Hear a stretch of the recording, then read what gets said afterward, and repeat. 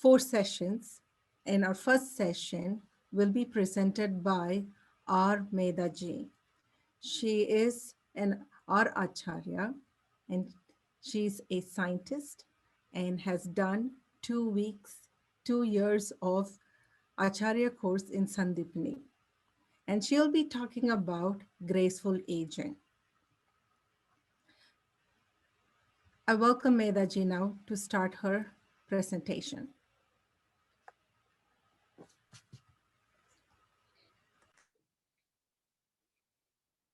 Hari Om and welcome all. May I get to see cameras for at least beginning sometime? I want to see the faces because I usually don't enjoy talking to just the name. I would love to see the faces all the time, but if not, at least in the beginning, so I get an idea who am I talking to.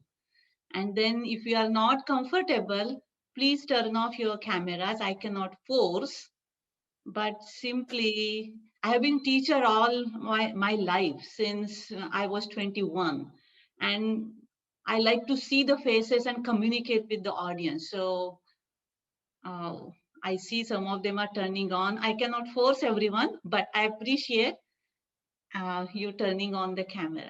So now, one thing I want to find out before I begin today is how many of you were present last time also?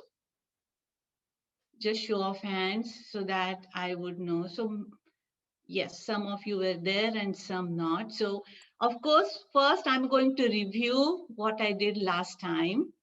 It would be benefit for everyone. Those who are present, for them also. I know it's been a month back, so it would be good to review what we discussed. Little bit, I would do couple minutes, and then I will move on to today's topic.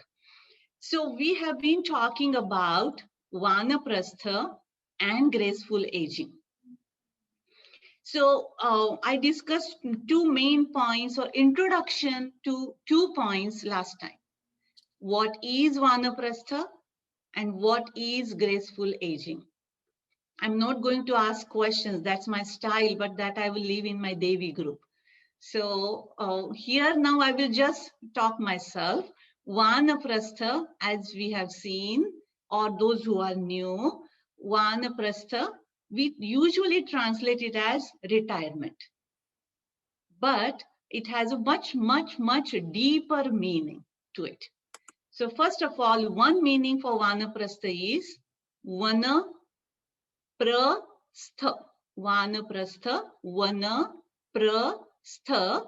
Vana is forest. Pra, all the time or completely, and stha, staying. So staying in forest all the time.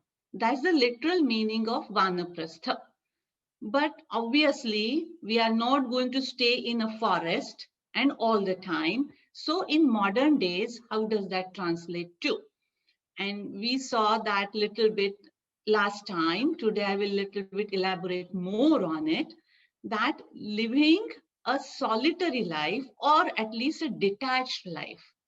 And that is mainly mental. Physically, we could be surrounded by so many people, but detachment, that is coming with this age or this stage in life. So that is meaning of living in a forest or solitude these days. Also, I gave you another meaning of Vanam, which is given in Kenopanishad. Vanam, as it is defined over there, is that which is most adorable, most worshipful, and that is nothing but Brahman, our own true self. So the one who wants to revel in our own true self all the time is a Vanaprasthi. That's the deeper meaning of Vanaprastha. And so for that, solitude is necessary. For that, detachment is necessary. And that's what we have been discussing a little bit about. Then the next point is, what is graceful aging? And simply, as we said, or it could be said in very simple words, is performing right actions with right attitude, appropriate for the right age. Graceful aging, performing right actions with the right attitude, appropriate for the age, whatever we are in. So 25-year-old, whatever appropriate for that age, 50-year-old, 75-year-old, 80-year-old, accordingly when we are performing our actions, that would be a graceful aging. If not, it would be a graceless aging. Now, how do we define what is a right attitude for that particular age, or right action for that particular age? And scriptures provide us guidance on that. And scriptures have divided our life, considering to be 100 years total. It has been divided into 4 stages, as we all know. About first 25 years as brahmacharya, next 25 years as gruhastha, next 25 years as vanaprastha, and last 25 years as a sannyasi. So those are the 4 stages. Those have been prescribed by the scriptures. And how do we quickly think about these 4 stages? As I mentioned last time also, what is the right action for each of these 4 stages is learn, earn, turn, and no return. Learn, earn, turn, and no return. So those have been kind of, in simple words, if you want to say what is the right action for each of these 4 stages. So we, from the Gruhastha, where we are involved in lots of worldly activities, now we are trying to turn, making a U-turn, as Gurudev used to say. And how do we do that? And for that, most preparation is necessary. So as I mentioned last time, how much the plane is going high altitude, it needs to add a landing gear ahead of time. That preparation is necessary for soft landing. Same way, coming into Vanaprastha, suddenly we cannot decide tomorrow I'm going to retire. Even for our retirement, we plan ahead of time. But after retirement, what we are going to do, that also we need to decide. I remember my supervisor was saying one day, my husband has decided to retire and he has no plan what he's going to next day onwards. So it would be tough at home for me when he's there all the time. He has no plan what to do.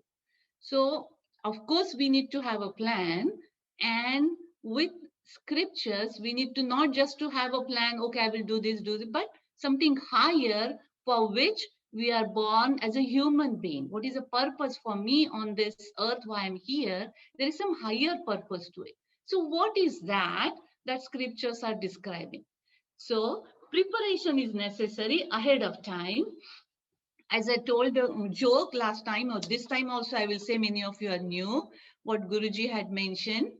If you don't plan ahead of time and you go in Vanaprastha, you are staying in a forest, but your mental preparation is not done, you will open a tea stall over there for other Vanaprasthis to sell tea, because it defeats the whole purpose why you have gone to a forest. So that mental preparation is most required. What am I going to do once I become a Vanaprasthi, or a retired in modern day language as we call it? And so for that reason, I'm going to tell you 2 shlokas today. Of course, whatever I'm going to say is from scriptures and what I have learned. So 2 shlokas today. One is for graceless aging and one is for graceful aging. And that will describe us how to make that U-turn, how the U-turn is possible. That is prescribed by the scriptures. Okay. So first shloka is from Bhaja Govindam. Many of you, I'm sure, know about this book, Bhaja Govindam. It is by Adi Sri Shankaracharya, and our Gurudev has written a commentary on it. As the story goes, this Bhaja Govindam was written When Adi Shankaracharya was in Benares walking with his 14 disciples, and he saw a very old man learning or chanting rules of grammar, and he was reciting those rules of grammar. So at that time, Adi Shankaracharya wrote the first shloka as it goes. What is when at the time of death, what these rules of grammar are going to help you? What it will help you at that time on the longer journey when you would be going, it would be Bhaja Govindam, Bhaja Govindam. Seek the highest truth. Seek who am I? You know who you really are and follow that particular path. That only will help you in your longer journey. Currently, we do need all this knowledge and language rules of grammar, everything is necessary, but you also have to have this attitude, why am I here? What is my real purpose? And have that longing for the knowledge and also detachment, because everything else is temporary. We are going to leave everything here. This is temporary. So what is permanent? That is going to come with me in my next journey also. So we have to seek that also. So first shloka is about the graceless aging that is given in Bhaja Govindam is Balas Tavat. I will show it on the slide afterwards, those who want to write. But this is the seventh shloka from Bhaja Govindam. You can simply write Bhaja Govindam 7th and you will get the shloka also. So I won't quote the Sanskrit shloka, but it goes like this. As a child, the children are interested in playing. Youth, in the next stage, youth are interested in other pleasures, sensual pleasures.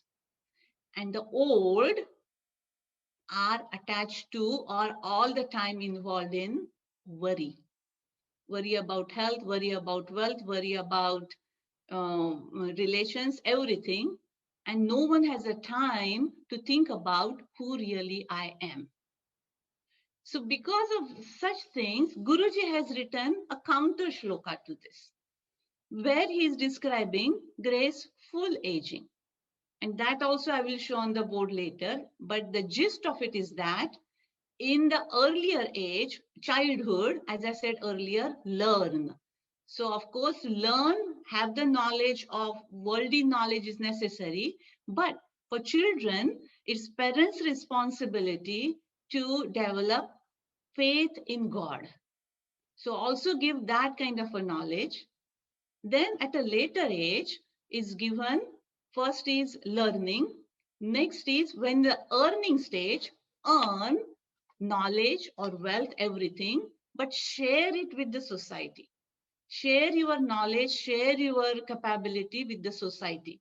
So in this regard, I want to give one example. I just saw on a chat message was there that I think I saw just now, or is announcement is going to come, that those who want to need help in securing appointments for COVID vaccine, the younger generation is going to help us. They know the technology, they know how to navigate around. And so some of the Chinmaya mission devotees are helping those who are in this stage right now. So that is an example of sharing your knowledge with the society and your capability with the society. And the third one, which we are going to apply, is for the third stage. The shloka says, be content with what you are getting. Bhiksha vrittaha. Be content with what you are getting. Meaning what? At old, I should not say old, because why we should call ourselves old? As we age, our physical capacity goes down. That's very well known. That's a fact of life. Our ears, eyes, everything, the capacity is going down. Also, we have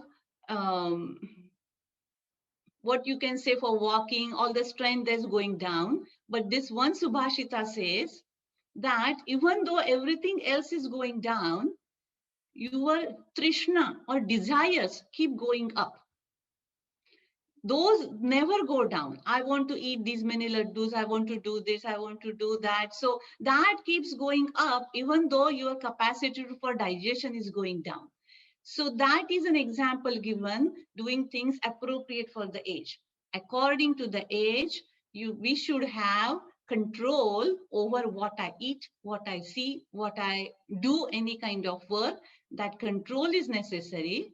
And also, second thing is mentioned, birati bahu karma. Birati bahu karma meaning karma, the action. Control how much ever action that we are doing. Limit your action, physical action that you are doing in the outer world, and spend more and more time thinking about who really I am, doing japa, doing satsanga, at the same time helping the society around. That is the most important part. Not that we are just sitting solitude and not doing anything. We would be helping, but making sure that we are spending some time at least in solitude, finding out about who am I and doing age appropriate things, not just keep on doing whatever we are doing earlier. So the one bottom line, I think my time is up. One bottom line I will say in one sentence: detach and attach. Detach mentally, that's the most important part. Physically we could be still doing things, but detach mentally and attach to the higher, that I want to know who am I, who this Lord is, who is going to, what is going to come with me in my next journey. If I'm going to leave everything behind here, all this wealth, everything, house, everything I'm going to leave behind, what is going to come with me? Something is. What is that? Try to attach to that. And I will make you think about this till we meet next time. What we are going to attach, detach, I kind of mentioned, mental detachment. Attach to what? So once we go to the, as we go on the ladder higher up, the lower step automatically goes away. So when we start attaching to the higher step, the lower will go automatically. So what is that we have to attach to higher? I will let you ponder over it till we meet next time. Hari Om. And at the end, I would be around for any questions. I will let now Sangeeta ji take over for the next part. Thank you, Medaji. That was very enlightening, and it is very beautiful how you're taking us through these steps as we evolve in our spiritual journey. Now I invite JG to do his session on pranayama. Hari Om, JG. Hari Om. Can you see my slide? Yes. Yes. Okay, excellent. I'm a big advocate of practicing with understanding. So one of the many benefits of pranayama is harmonizing the energy movements in the body. You may all know there are 5 pranas. We call it as Pancha Prana. Actually, there is only one prana, the vital force, that function as a 5 different activities in the body. The prana, which helps to intake, apana, which helps the elimination process, samana is assimilation, digestion, udana is the upward movement, vyana is spreading the energy throughout the body. In the Ashtanga Hridaya, there is a verse, Hridi prano gude apanaha, samano nabhi samastidaha, udana kandadeshastaha, vyana sarvasharirakaha. What it says is the pranavayu dwells in the anahata chakra, which energizes the lungs, heart, and all parts of the chest portion. Apanavayu dwells in the muladhara, or we also call it as Surya chakra. Muladhara is the anus, the root chakra, which is the functions of the elimination of urine, sweat, and excrete. It also helps keeping the kidneys, bladder, prostate gland, small and big intestine in good condition and energize them. And then Samana Vayu dwells in the Manipura chakra or Surya chakra. It is near the navel region. This helps proper digestion, absorption of the vitamins and minerals in the food that we eat. And then Udana Vayu dwells in the Vishuddhi chakra, which is near to the neck area. It helps in the movement of energy upward. And also it is contributing to the movement of the hands and legs. It contributes to the smooth functions of the five sense organs, which with the help of the prana. And then Vyana, which has domain all over the body. It helps the assimilation of energy, efficient blood circulation throughout the body. It also supplies much needed energy to the hands and legs for the easy mobility. As you can see here in this picture, the upper part and the hands and legs are where Udana Vayu helps to function in our body. At the chest area, the Prana Vayu, stomach area, Samana Vayu. At the lower part is the Apana Vayu, and then Vyana throughout the body. So with this understanding, we practice something called three-step rhythmic breathing.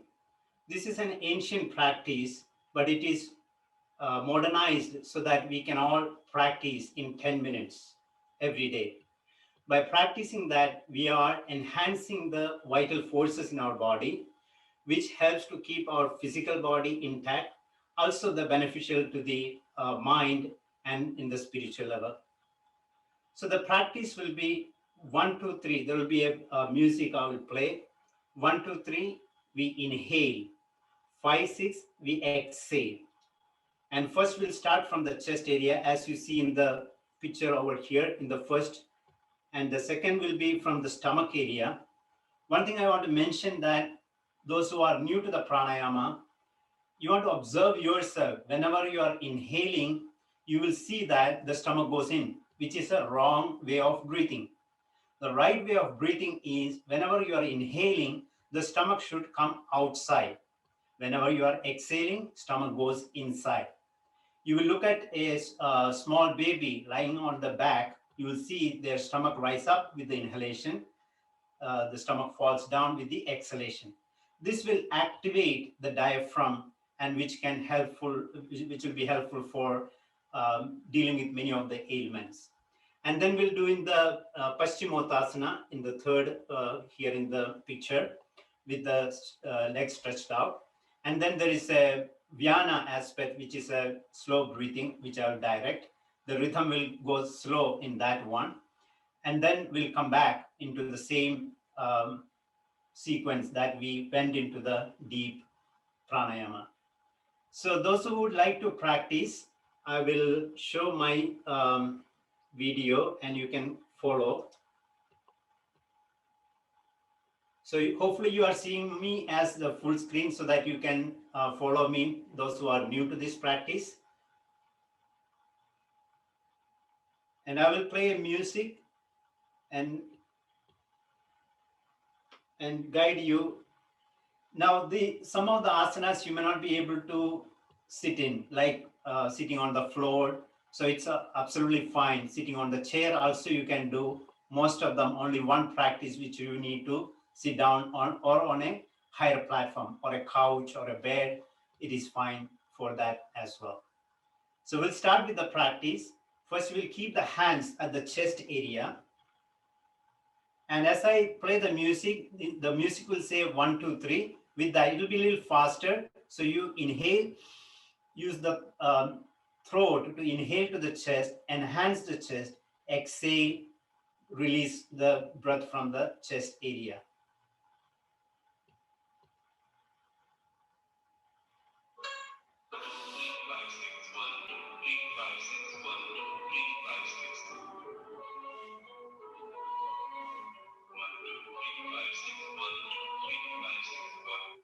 You have to focus the music. What happened is, those who are new, You will see after 2-3 rounds, you will off the music.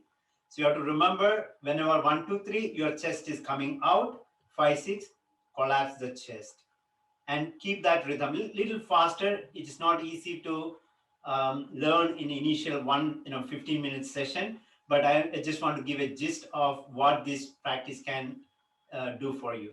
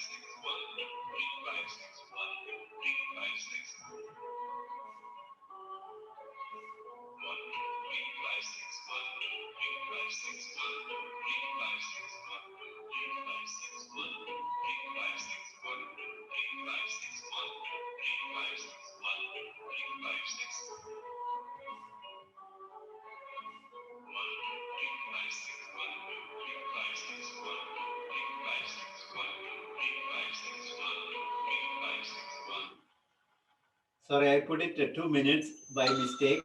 We normally do 2 minutes. So now we'll do the inhalation from the navel. So you bring the little finger at the navel. When you are inhaling, push the stomach out. Exhale, pull the stomach inward. Inhale 1, 2, 3, 5, 6, exhale. Again, you want to align your mind with the music and movement of the breath.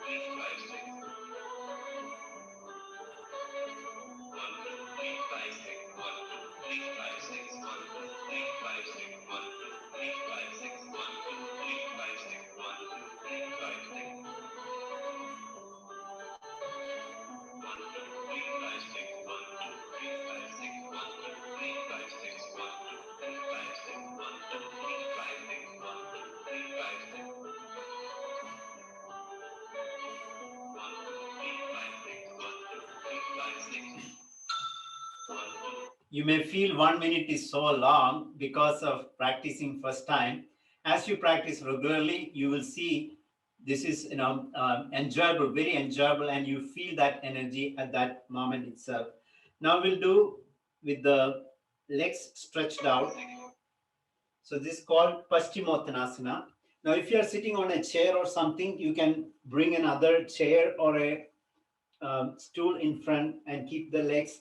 Here the important thing is keep the knees straight so that the spine is straight. And you raise the hands, and as you regularly practice, you move that and create that space at the sacrum. And then you will be able to hold the toes. And you keep the face upward in this posture. And then we'll be moving the lower abdomen in. Inhale, push the lower abdomen out. Exhale, pull the stomach inside. It's tremendously beneficial for the internal organs, stimulates the internal organs. Initially, you may not feel this, but as you practice regularly, you start feeling that benefit. At the same time, the energy is throughout the spine. So I'll demonstrate that. Those of you like to practice with me. Keep the face up.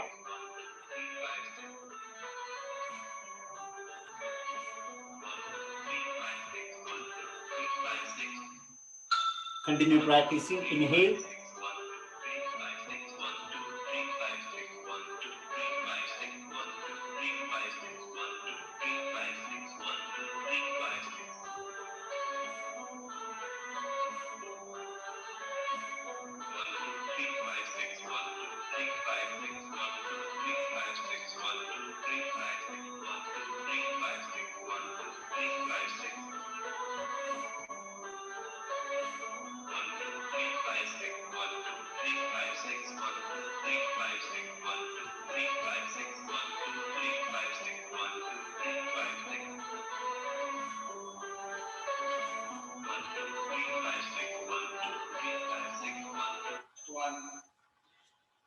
Now, next one, you can sit in a cross leg, or if you are sitting on a chair, you can sit in a normal posture.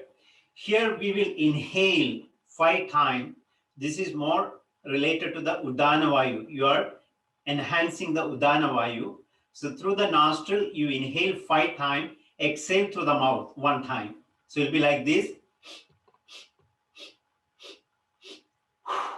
Exhale through the mouth.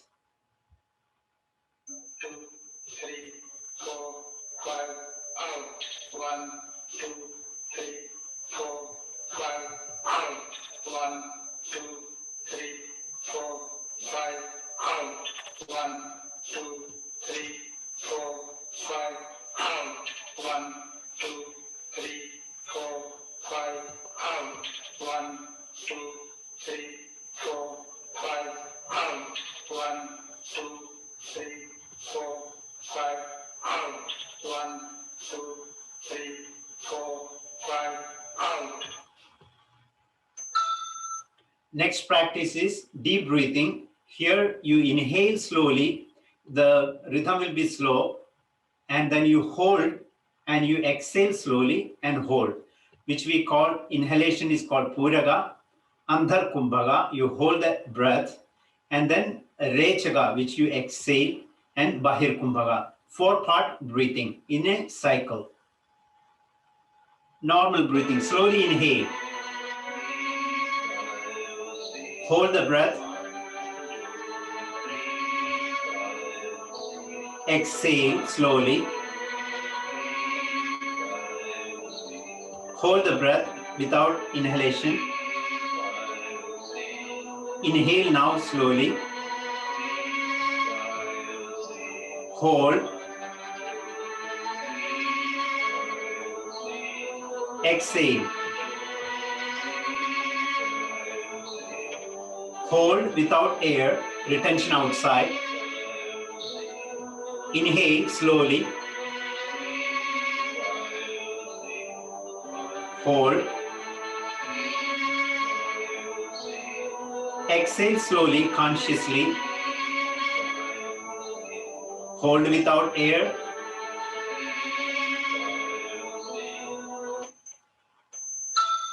So normal breathing for an adult is about 12 to 14 breaths. This reduces into 3 breaths in a minute. Now we'll do the normal breath, 12 breaths in a minute. Same sequence, there is no holding, no kumbhaga. Inhale. Exhale slowly. Slowly inhale. No force required. Gentle. Hold. Exhale. Slowly inhale.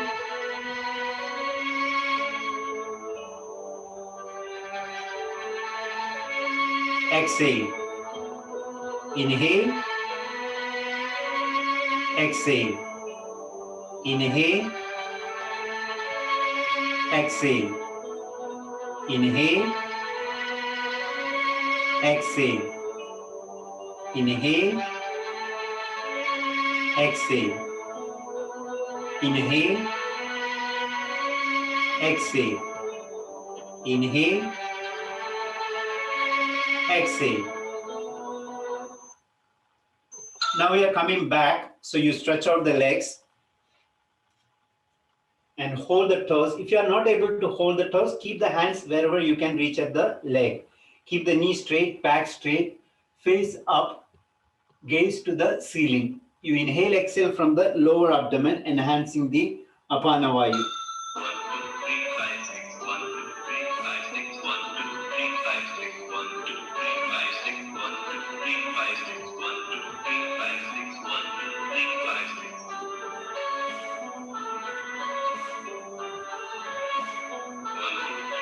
6, 1, 2, 3, 5, 6, 1, 2, 3, 5, 6. 1, 2, 3, 5, 6, 1, 2, 3, 5, 6.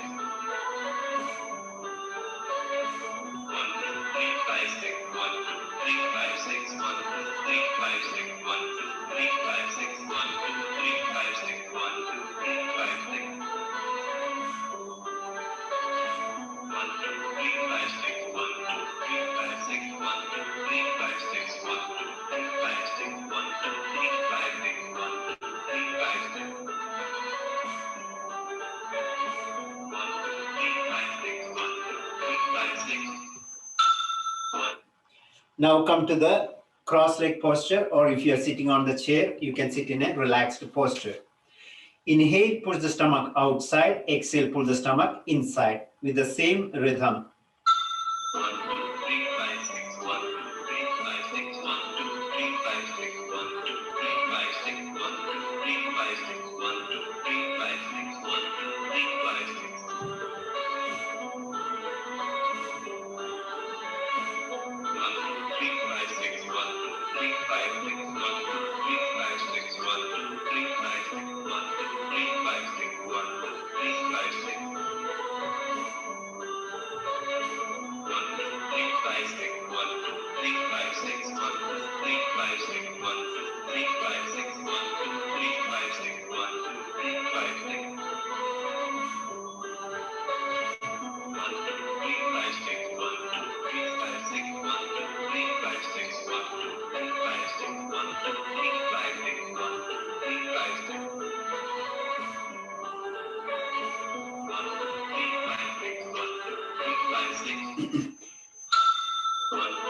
Inhale, exhale from the chest area.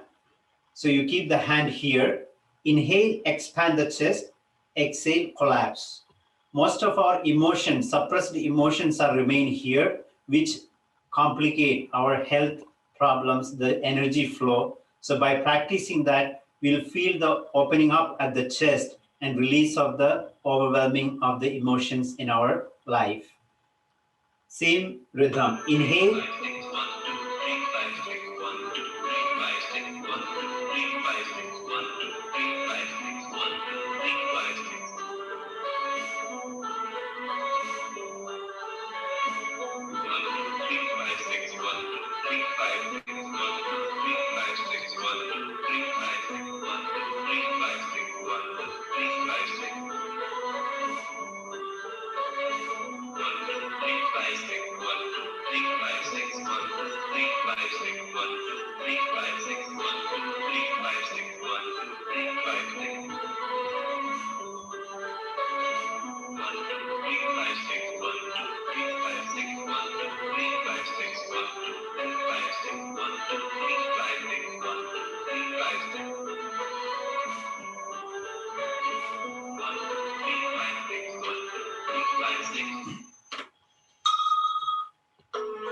So these are the practices. In 10 minutes, I did a little fast. And there are many other additional practices into this also. In the Yoga Sutra, it is called Yama Niyama Asana Pranayama Pratyahara. Pratyahara is one other important practice that we can include into our day-to-day practices. As Mehtaji was talking about, how do we overcome the desires? The root cause of the desires is ahara. Ahara means input, not only through the mouth, ears, nose, eyes, tongue, skin. These 5 senses constantly interact with the sense objects outside. Withdrawing that is called pratyahara. I'll just demonstrate, and we will do more in next session. But I will just demonstrate and tell you how to do this. So in this practice, we'll first inhale and then hold the breath at the chest. And then we'll do the Jaladhara Bandha. Chin coming closer here. Close the nose like this. And then we'll bring the saliva to the mouth and swallow through the throat 5 times. So this will be like this.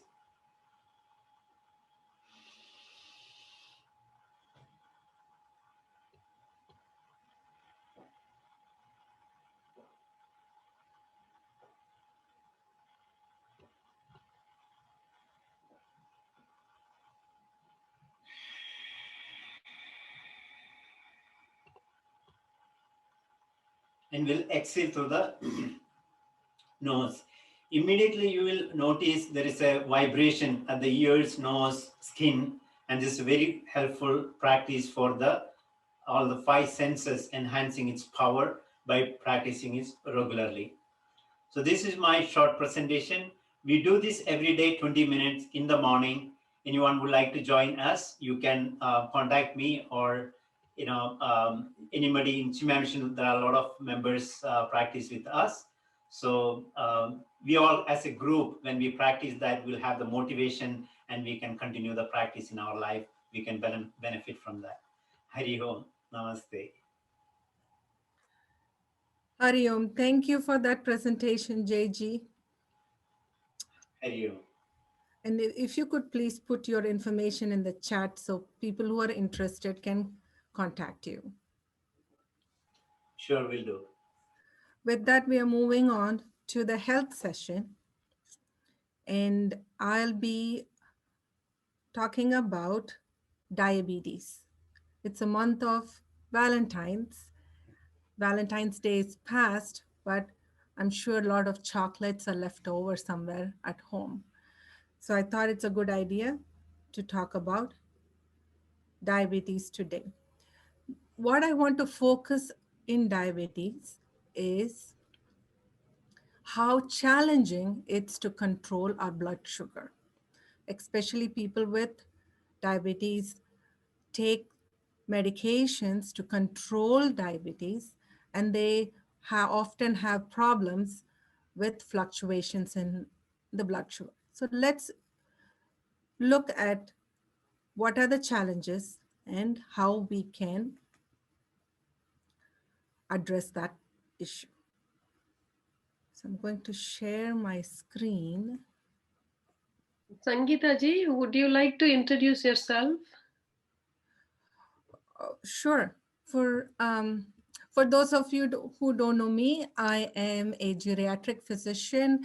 I've been part of Chinmaya mission for several years, more than 15 years.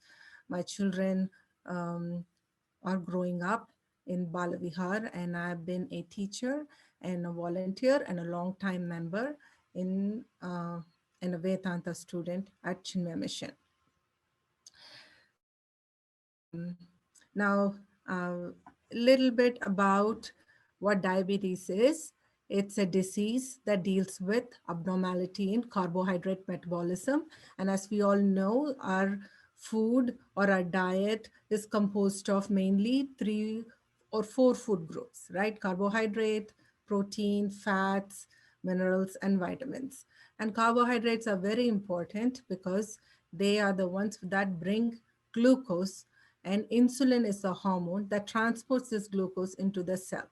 And usually glucose is absorbed from the intestines, and it is stored in the liver and the muscles. So this picture kind of shows us where the pancreas is. It's just this feather. Sometimes I feel like it's a leaf-like or a feather-like organ, just on the left side of the body, and the liver is on the right side, but the liver does overlap, to the left side from the midline, and pancreas is somewhat below that and behind the stomach, and it pours into the small intestine or the duodenum part of the small intestine.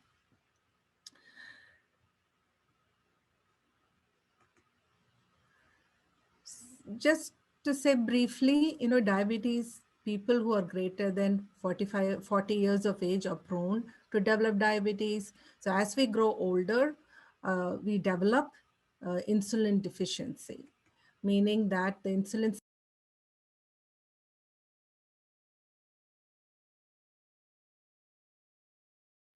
Sangeeta, you're muted. Can you unmute yourself, please? Okay. All right, can you hear me now? Okay. So the commonest type of disease is called type 2 diabetes. It occurs in individuals, or it's common in individuals are 40 and above. And as we grow older, we have more risk of developing diabetes. The older we get, the more chance that we can develop. There is also type 1, which happens in younger patients, in children, and also less than 30. And also in certain autoimmune conditions where there'll be total loss of insulin secretion. So when I say issues with blood sugar control, and I want to just discuss why it is important. It is controlling blood sugar is important. So, and it has to be in the normal range to prevent the complications of diabetes. and also to prevent the complications from symptoms of hyperglycemia or high blood sugar and symptoms of hypoglycemia or low blood sugar. So whenever the blood sugar is not in the normal range, we do experience symptoms and complications. So what are complication of diabetes? Who cares if our blood sugar is running high, right? The reason why when you're diabetic, it causes a lot of issues, especially with the fluctuations in the elderly patients, causing falls, urinary tract infection. Diabetes also causes end organ damage, meaning it causes vision loss by causing diabetic retinopathy. It can cause also numbness and pain in the feet and legs. That's when we call it diabetic neuropathy. Diabetic nephropathy affecting the kidneys, causing kidney failure.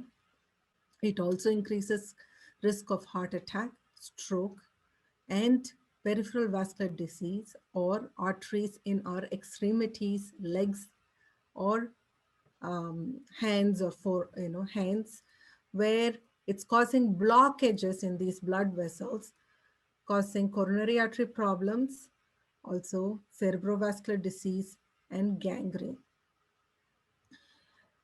So these are the complications of diabetes. So let's look at what are the symptoms of hyperglycemia when your blood sugar is higher than 200.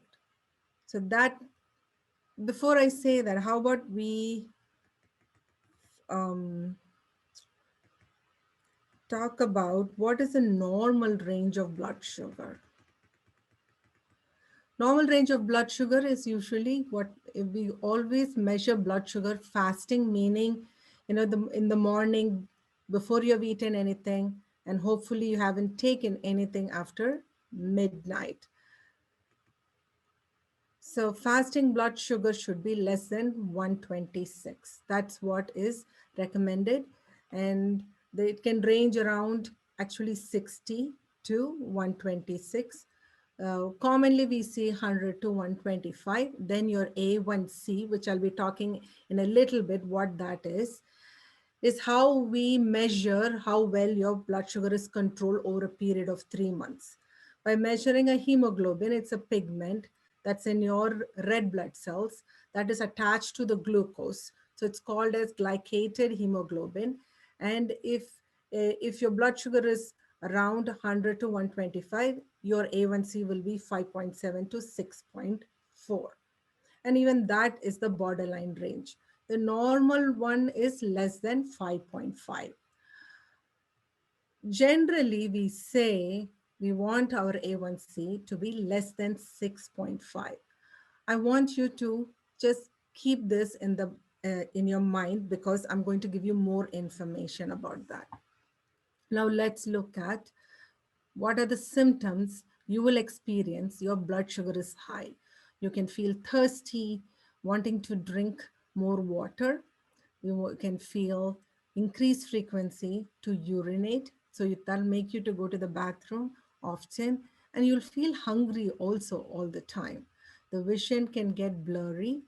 And sometimes when you have very severe high levels of blood sugar, you can actually develop coma, and that is an emergency and you have to go to the emergency room or ER.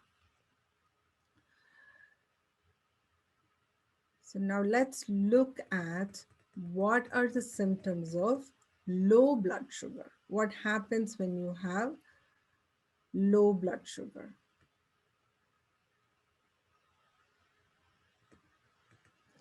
Low blood sugar, you become, I think we all have felt a little hypoglycemic sometimes. If you didn't eat breakfast or lunch, of course, you'll feel hungry, you'll have headache, irritable, feel irritable, anxious.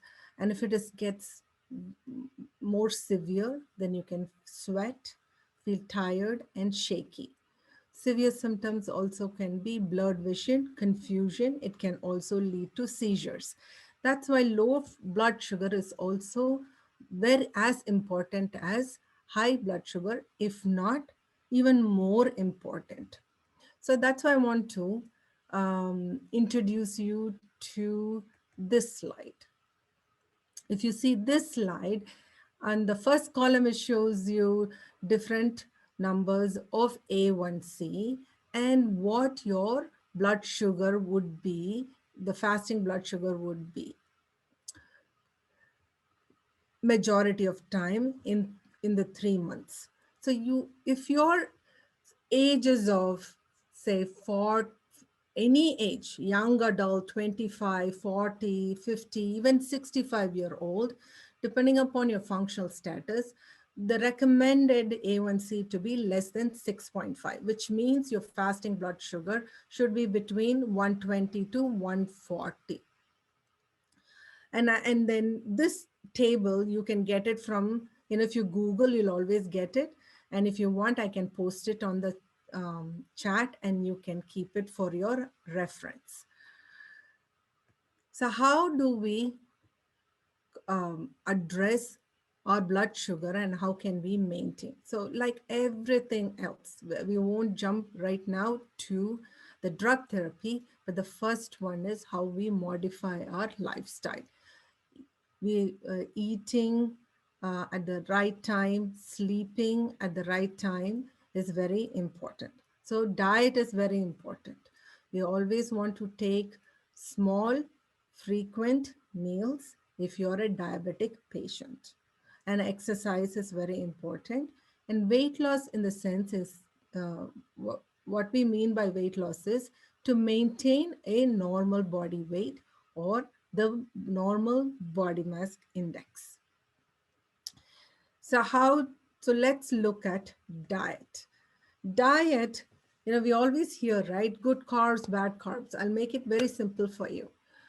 And I also want to touch a little bit on glycemic index. Glycemic index is how quickly or how much the given carbohydrate that you take increases the blood sugar level. And that is very important because that is going to cause fluctuations in your blood sugar, because you will see, why is my blood sugar so high and why did it drop so low, is because it depends on what you eat. So good carbs are the ones that are the least refined. So they have high fiber. So they're not going to look pretty. They're going to be brown because they have high fiber. And fruits, vegetables, legumes, raisins, barley, quinoa, and these are all recommended for you to have in your diet. So bad carbs, what are bad carbs? All that is white is bad, unfortunately. So well-refined sugar, like grains, like all-purpose flour, or we call maida, are all very high in high glycemic carbohydrates. Processed foods, pastries, white bread, white rice, sodas, all of them have, I would call it as bad carbs. No offense to carbohydrates. So exercise is very important. You can do whatever you like. If you like to dance, swim, yoga, you can do any of those exercises, or walking. Even if you want to increase the distance, you're walking to your workplace by parking your car a little bit further, or just taking a sprint from the parking lot to your workplace is a good idea, or taking stairs instead of elevators too. You can incorporate exercise during your workday or set at least 30 minutes a day to do exercise. So when I was talking about body mass index and you want to reduce your weight, and remember, the weight reduction is not going to happen overnight. It's going to take a period of time. So lot of patience. And once again, the body mass index scale is available. If you Google it, you can find it. And your normal body mass index is 18.5 to 24.9. So anything above 25 is overweight. Above 30, you're obese patient. So at that time, it's a good idea to reach out to a nutritionist and maybe even enter a good exercise and fitness program. So little bit, I'm going to touch base little bit on the treatments of diabetes, pharmacological treatment of diabetes, and I'm not going to dwell in detail because this has to be very personalized and patient-centered, meaning you have to visit your primary care physician and address it so that you can pick what is appropriate for you. And you might have to go to an endocrinologist or a diabetologist who specializes in this particular disease and treatment. So just to be familiar, there is insulin, there is also sulfonylurea, there is GLP-1 receptor agonist. Maybe another session I can go into details of what their mechanism of action and benefits in a different session. Then you have glycine, SGLT2 inhibitors, and thiazolidinodiones. There are more. So this slide is very important. Most of us are, in middle age, greater than 55. But remember, as we grow older, our functional status, our ability to be physically active reduces. And our physical strength reduces, our gait changes, then we develop increased risk for falls and also fracture risk. So when you have fluctuations in blood sugar, highs and lows, especially lows, you have chances of passing out or even losing your balance and falling. So that's why if your age is 70, the A1C recommendation reduces to 7 to 7.5. 80, 7.5 to 80, and greater than 90, 8 to 9. However, it doesn't mean if you're 90-year-old, you will be less functional. Sometimes your chronological age may not match your biological age. So that's why it has to be personalized and patient-centered. Just like what Medaji said, right? It has to be, everything is personalized and appropriate aging. So say similarly, your treatment plan should be very appropriate to your functional status and other disease processes. Thank you. So with this, I'm going to stop sharing. With this, we come to end of my presentation. And the final session is actually, I believe, is the most interesting and fun session. It's our open mic session. In this session, we are going to invite questions. We recommend that questions for Medaji go first, and then, JG and me, we'll hang out. I'll hang out as long as you have questions. And I'm going to now hand over to Gomati ji to introduce and talk about the fun program that we have today. Hariom, thank you so much. Medaji, that was a fantastic presentation. JG, thank you. And Sangeeta, wonderful presentation. We are going to have an open mic session that you will get an opportunity to ask questions to any of these modules, but we do request that you ask Medaji's questions first. So if she needs to go, she can go. And please make sure you attend Jay's class and Medaji's class. Now we will be having an open session. Please post your questions in the chat and we will answer for sure. Now we have the open mic program and we want to invite our popular Jay Sriramji and Chandrika ji to share their love story. Hariom, you go ahead. Before you start, JG and Chandrika ji, I want to say why we are inviting you for this. in month of February 14th, we celebrate Valentine's Day. And with that, we are inviting JG and Chandrika ji to inspire us with their story.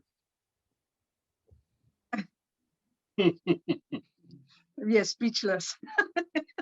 Yeah, you have to understand something. To make Chandrika ji speechless, it has to be really a big event. You all have been familiar with the movie Love Story 1942. Ours was in 82. So you can say Model 2 or something like that. It's nothing big deal. We met at a place where we worked. We saw each other. We became good friends. Over a period of time, we developed that friendship into more personal feelings. And it happened at the same time. And so we got married. And that was 82. And it's a good 38 years. And we are grandparents. We have a very tiny granddaughter. We are visiting her in Virginia here. And we have met a lot of people in SSVT when we moved here to this area, and also in Chinmaya Mission, who are probably a lot senior to us, a lot longer married. We attended maybe half a dozen golden wedding anniversaries in our life so far. So it's a nice group to be associated with and look up to. And I remember one of our uncles and aunts, they were celebrating their 50th anniversary. And we were talking, and at that time, we were probably about 30, 32 years married. He said, "Oh, you just came out of probation," he said. So that long it takes for being long married. So it was interesting. It was nice. As anybody who's been married for a while, it's always you go. The days are good and bad always, but we always work it out and continue. I'm sure the youngsters will also appreciate that. They are probably going through it. I don't know what else to say. It's nothing unusual about our love story. It so happened that I'm a Tamil speaking fellow, and Chandrika is from a Konkani community. And we were talking to each other in English for a while, especially for fighting. We used only English because we didn't know common words. And then I learned Konkani when my daughter was born, and mother tongue is Konkani, right? So when Chandrika was talking to the baby in Konkani, I learned. So some of my Konkani is probably little kids Konkani, and all my brother-in-laws laugh whenever I speak Konkani in their house. So it keeps some entertainment as well going. So if anybody marries across the language lines, learn each other's language. It's very entertaining. And especially in Tamil, some words mean something, and it'll mean probably completely opposite in another language. And that causes a lot of humorous moments in your life. So I have had that experience. And Chandrika learned Tamil from me. So her speaking Tamil is what I taught her. And it'll be interesting when we meet other families who speak Tamil, they speak a different dialect. And Chandrika will be talking what I taught her, and they will all have a very big laugh on her face, smile on their face, and Chandrika wouldn't know why they were smiling too much. And I'll explain to her later that these words you used are not in their vocabulary. That's why they were laughing. So it was nice. It, I think, probably broke the ice for us. And we were good friends to start with, and we stayed as good friends. I think that is what mattered to us for our marriage. We both married against our parents' wishes, but then the parents came along, and everybody became hunky-dory afterwards, if you want to use that expression. So it's nice looking back. First few years were tough, but nothing otherwise a big deal about, I don't know what do you want to call that, specialty or something like that. But I have to tell you one event. When I met Chandrika, she was the receptionist in a company in Tata's group. And I was an engineer, and I went there to meet a manager for an interview. And Chandrika came to the reception. She asked me why am I there? And I explained to her. And then after a few minutes, she came back and said, okay, follow me. I took that very seriously. Never looked back 38 years. I'm still following her. That is the 3 minutes of my 38 years. I have a small other story. What Jay just mentioned, that we spoke to each other in English while fighting. The reason I picked up Tamil is we fought in our own mother tongue. So we did not know what we were saying, but we picked up the best words. So that is, and it, looking back, 38 years were wonderful. We worked together, and of course, like any marriage, there are ups and downs. We worked our downs together, and we had wonderful spiritual gurus. Like I belong to another mat, Sri Chitrapur mat. The gurus there at the same time, our Swamiji, our Guruji. We met with him, talked to him. He gave us so much unconditional love. And I guess the rest is all history. If you have any questions, please go ahead, ask. I don't know what else to say, but we are really honored that you asked us to, you know, talk about our little story in your program. I have a question. Yes, go ahead. What is the favorite thing that JG gave you, Chandrika Ji? And what is the favorite thing Chandrika Ji gave you, JG? As a gift, or it could be anything. You asked me first, right? I'm still waiting for that. I love you. No, I'm just teasing. Now, even though we were, we both married against our family wishes to begin with, we were, because we also were friends, that friendship, I would call, the love came later, the friendship. And as you know, Vanaprastha, and not that we don't have, there is no physical attraction anymore because we are kind of looking the other way, but that friendship really helps us a lot. So I would say the friendship. JG? Yeah, Chandrika comes from a very touchy-feely family. They're very close-knit. She is the last of the 6, 4 brothers before her and another sister. And I am also from a large family, but we are very awkward in showing affection to each other. We will meet each brother maybe 3 years later, and we will say hello to each other. We won't go and give a hug or something.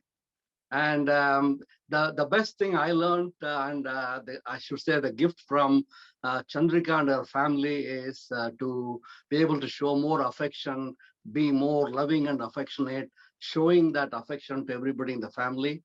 And that kind of changed to me a little bit from the way I was raised to. So if you look at it, 30 years of wedding, by the time I got married, I was probably one of those touch-me-nots. And I became very touchy-feely afterwards. Both our kids enjoy that, and now the granddaughter. So that's my gift. That's Chandrika's gift to me. Wow, that is so cool. Very good question, Sangeeta ji. Very good. Thank you so much for sharing, JG and Chandrika ji. You inspired all of us and continue to inspire us. And they're the best dressed couple at Chinmaya Mission. Every time they'll match each other's outfit. I think it's all Chandrika's doing, but at least JG goes along with it. So thank you for showing up at your best. And you always said Chinmaya Mission is the best place for me on the earth to be, and you want to be dressed as the best to be here. And you are just such a continue to smile, say all these jokes, sometimes good, sometimes okay jokes. JJ, thank you so much. We need that. Now we have the open time. Hari Om, this is Any Bala. questions? Yeah, there is a question I'll ask, and I think participant, you should be able to unmute yourself, or you can raise your hand, and we can unmute you, and you can ask your question. But there is a question came in. Okay, this is from Girija Vijayji. This is for Medaji. Is there any specific advice for 40 to 45 years old?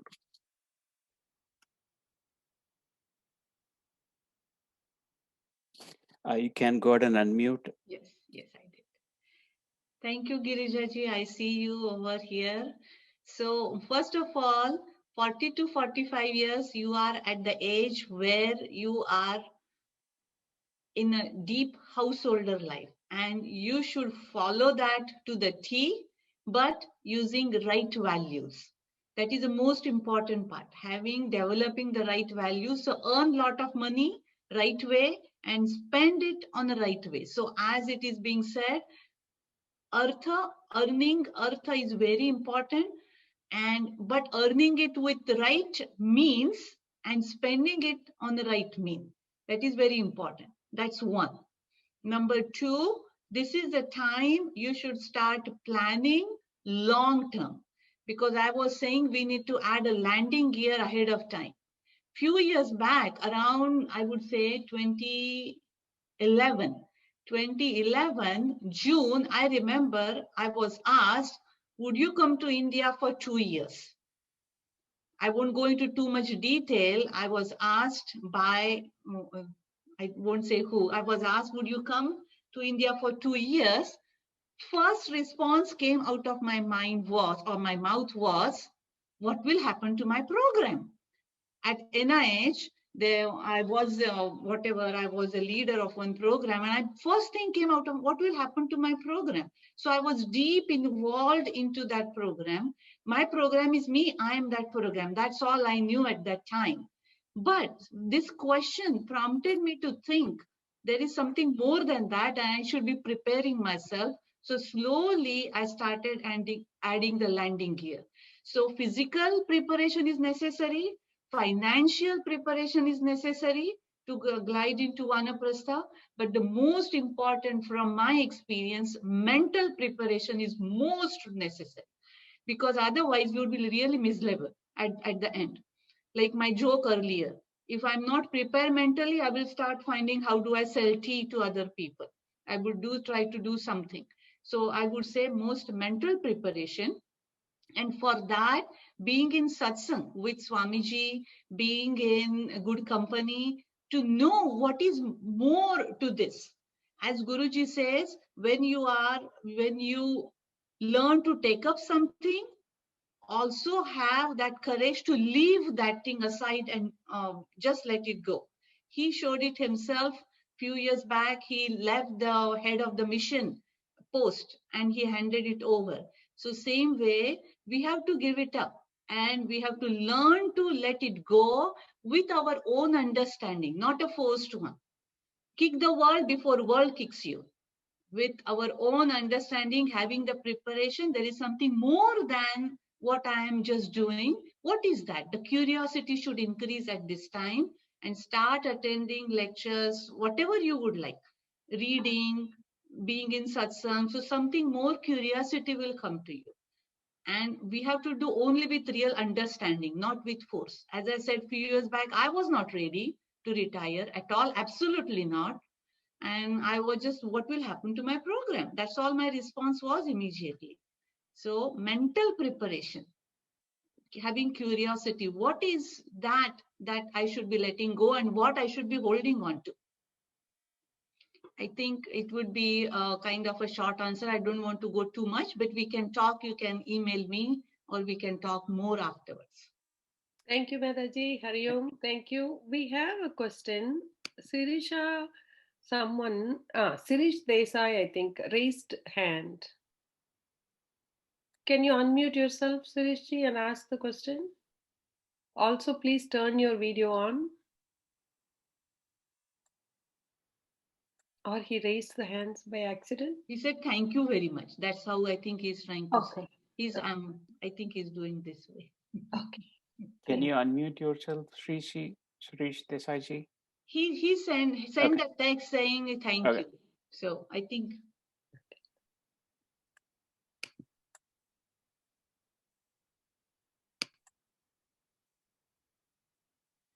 If anyone has any additional questions, please go ahead and raise your hand. We will unmute you. Actually, I see Srish Ji's question on the chat. The question seems like it's for me. For vegetarians, what's an example of healthy breakfast, lunch, dinner? Oh, that's a very long answer. But in short, like I said, go for more complex carbohydrate. Instead of, say, if you're eating toast, instead of white bread, choose brown bread, grains with grains, nuts. That would be preferable. Same thing for lunch and dinner. Incorporate more green vegetables, fruits also.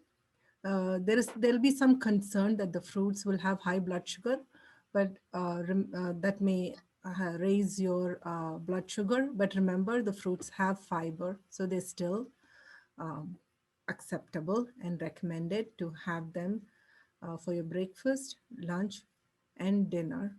So it should be a well-balanced diet. So I'm not eliminating carbohydrates completely.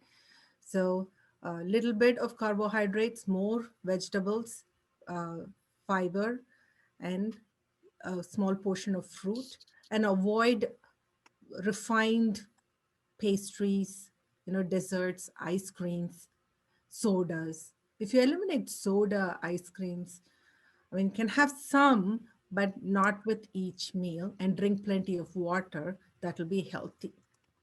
But if these are the questions that you have, we can do in the next program more in detail about diet and diabetes. I hope I answered your question. Thank you.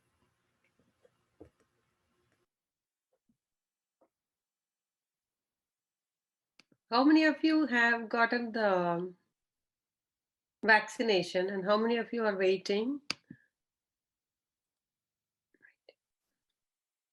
And if any one of you want to get the vaccination scheduled, the Chinmaya Mission youngsters are helping. So let us know, we'll help you to get an appointment through the system if you're having difficulty.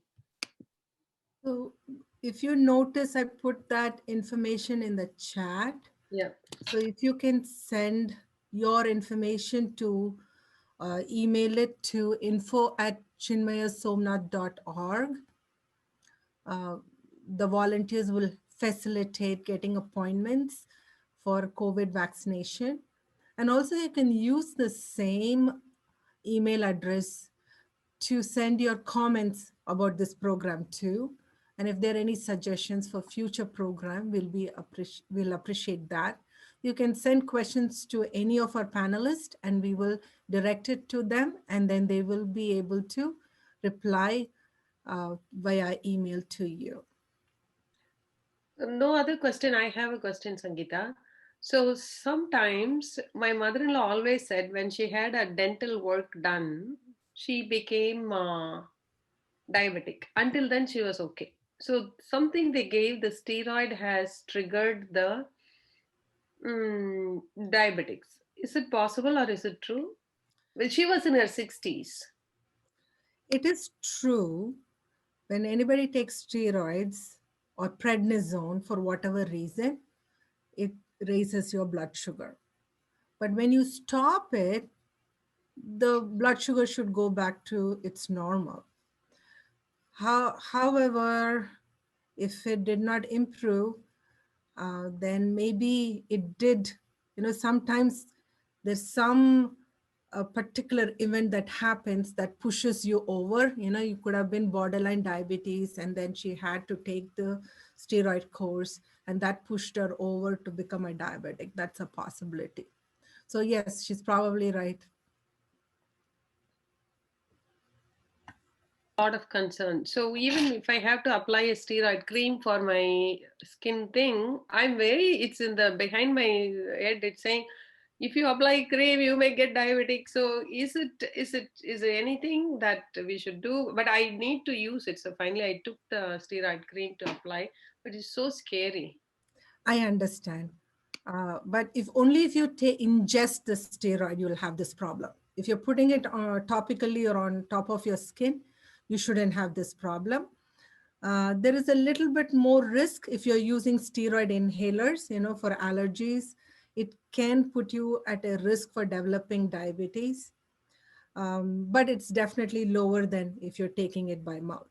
So you should be cautious about using steroids, and always talk to your physician when that is started and clarify, because they'll be able to help you. And also if you're diabetic and you're taking steroids like prednisone, your diabetic medication should be adjusted along with it. Any other questions from anybody else? Yeah, I see Lata raised her hand. Lata, unmute yourself.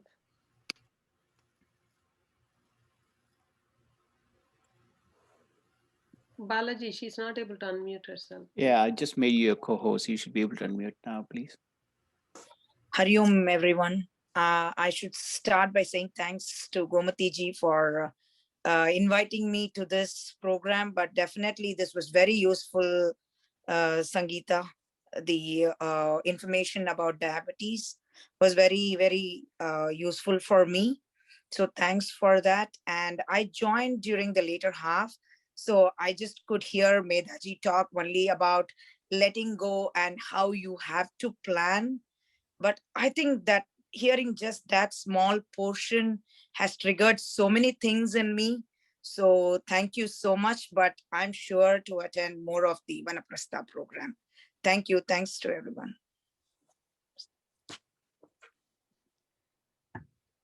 On behalf of all the panelists, thank you so much, Lata ji. And please invite your friends to join us.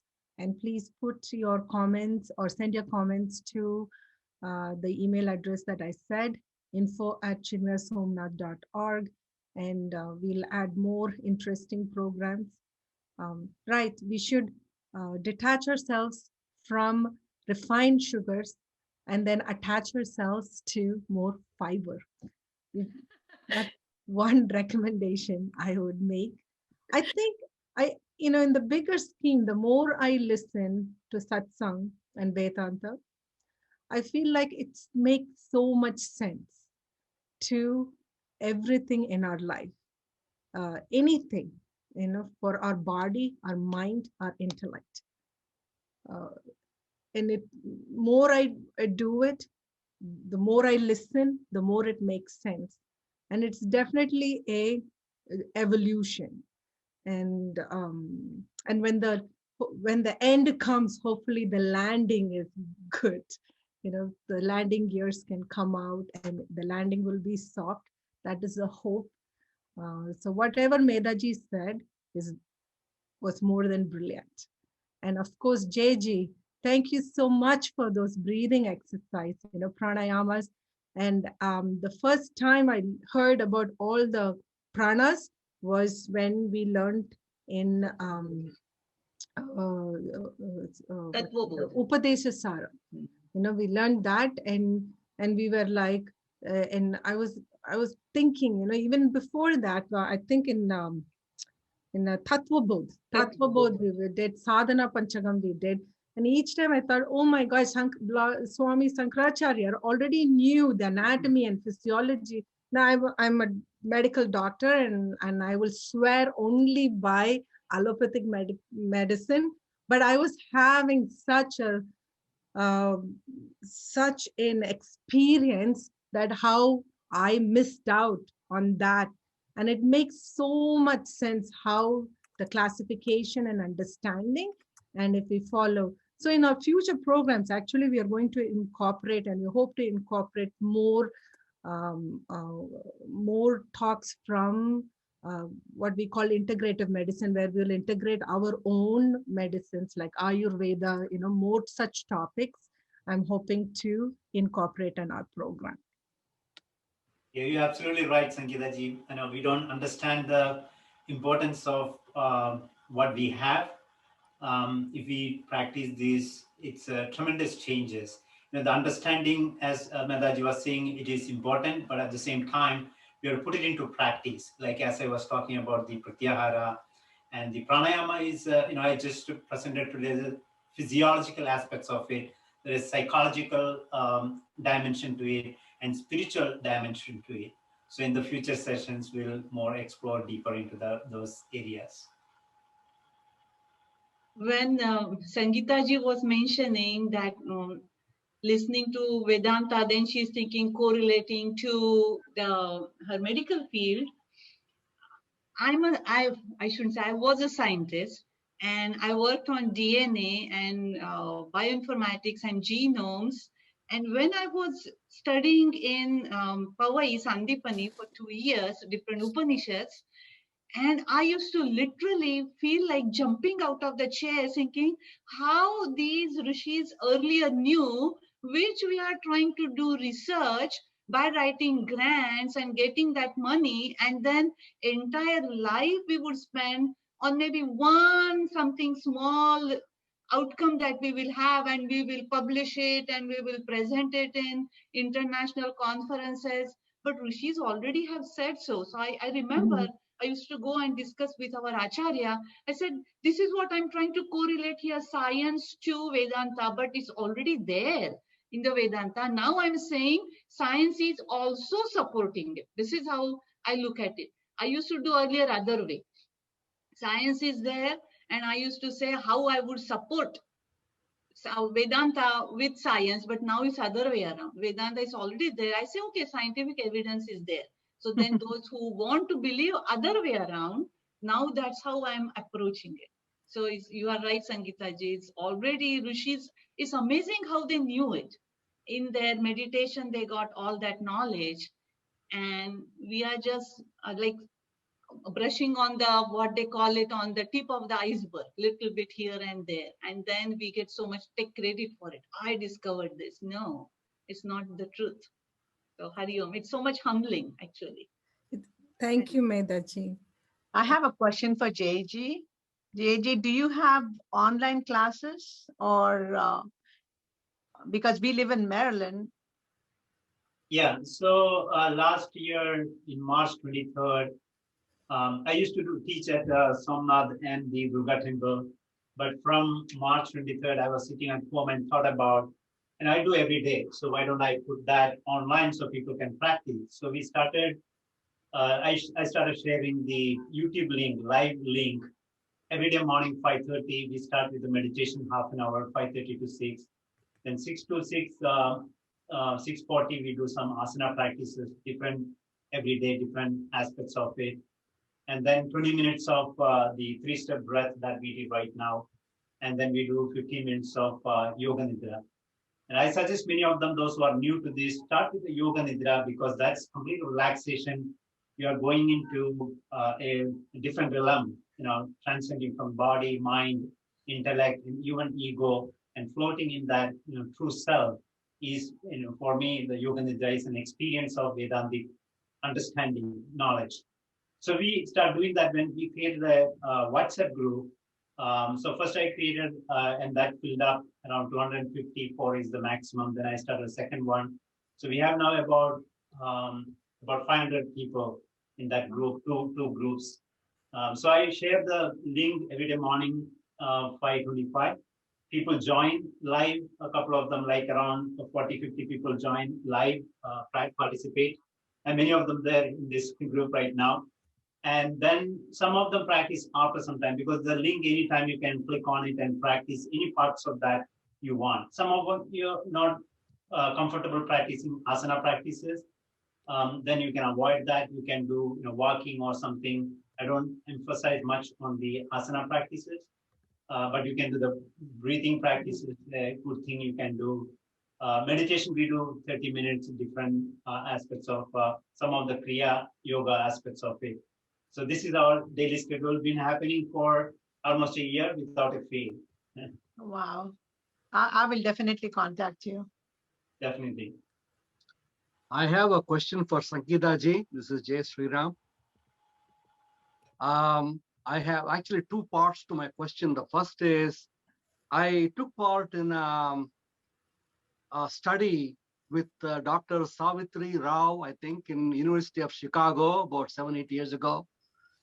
She was studying the South Asian population living in North America, and diabetes as her main focus. And she concluded, of course, she had that caveat that we need to do more research and sample was not that big enough and things like that. But the conclusion from that study was that the South Asian population living in North America are trying to tune themselves to the North American diet available here, both in terms of vegetation, vegetables and meat, and the processed food industry, which is very predominant in North America. And they were predisposed for diabetic tendencies due to probably some kind of a famine they went through 300, 400 years ago or something like that. And apparently the same genes were also discovered among African population. Do you know anything more recent studies about something special about the South Asian population in this country? The second part is an extension to the same. Is that correct in fitting the North American standards to the South Asian population? Do we have to make adjustments to the South Asian population? The numbers which you used, what is low sugar, what is high sugar, should be adjusted for our population. Both are good questions. So the first question was the South Asian population here in America taking American food, are they at a higher risk for diabetes? The American population itself eating diet that we commonly do in America are at high risk for diabetes. Obesity is rampant, and this is mainly because of large portion sizes that we see.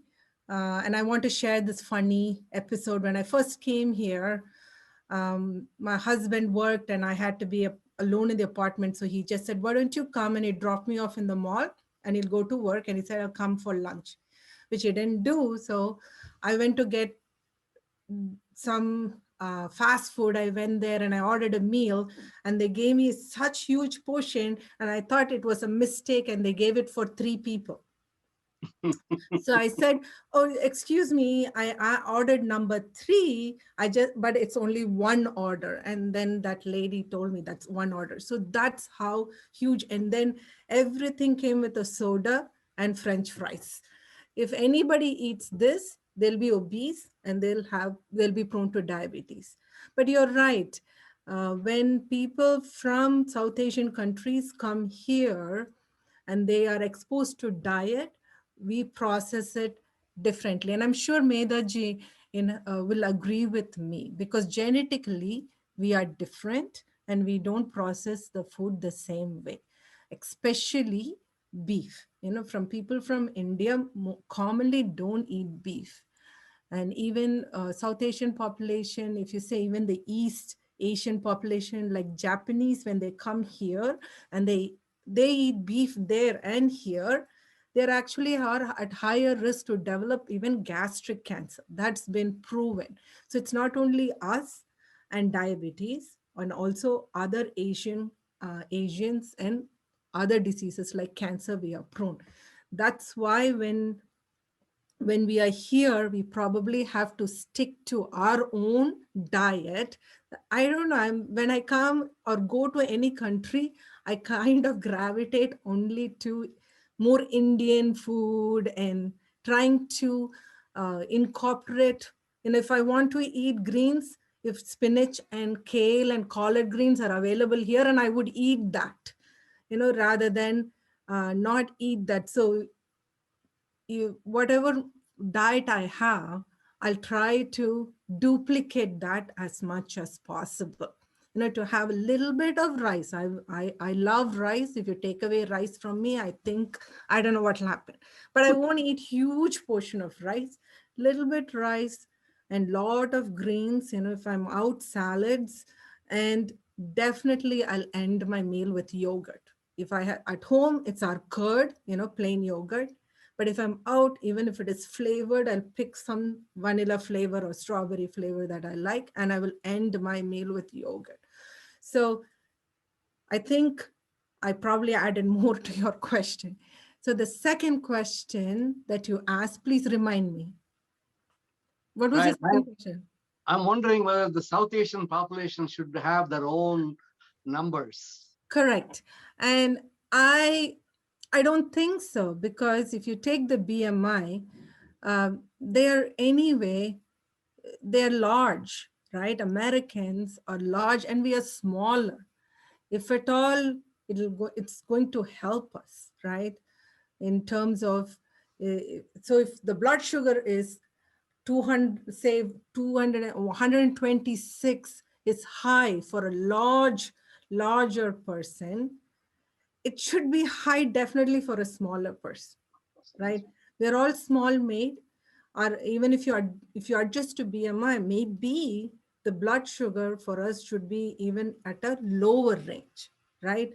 That's why if it is 126, then for us it should be 100, maybe 100. But we are not adjusting like that. Right now it's the same for everybody, regardless of which ethnicity we are.